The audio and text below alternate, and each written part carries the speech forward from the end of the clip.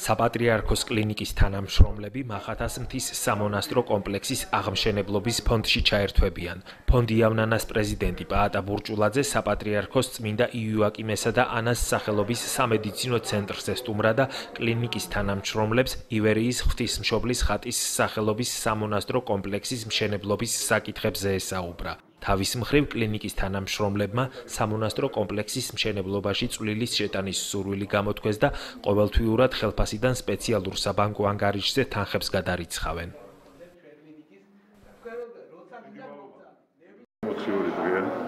მე ამდენი ახალშობილი ერთად არ მინახია ცხოვრებაში, იმხელა ბედნიერება მივიღე. ნახე, ყველა მეორეს ნიკოლოზი ქვია, ყველა მესამეს გიორგი ქვია, საბა ქვია რამოდენიმე, დემეტრე, ანა იყო კიდე იქ, მარიამი პირველ ვისთან შევედით. ახალშობილი მარიამი იყო, ნუ არ ვიცი, მე დიდი მადლობა მინდა უთხრა ყველას, ვით მე ეს დღე მომანიჭა, საკმაოდ დიდება ღმერთს, რომ ეს ამის დღეს მე ესე გავიხარე, მართლა ამათ შემხედვარი. და რა თქმა უნდა მე გავაცანი თუ რა ხდებოდა მახათას თაზე, ფონდი იავნანაში და მთელი აი იტყვის ნაგერონ მთელი კლინიკა თვითონ სამოთხრო ჩაერთვება ამაში. 300 კაცზე მეტი მუშაობს ჩვენთან კლინიკაში და პრაქტიკულად ყველა ჩავერთვებით ამ აქციაში. ამაზე დიდი მადლია, ამაზე დიდი სიკეთე რა უნდა გავაკეთოთ და დიდი მადლობა რომ ამ სიკეთის გაკეთების საშუალება მოგიცით.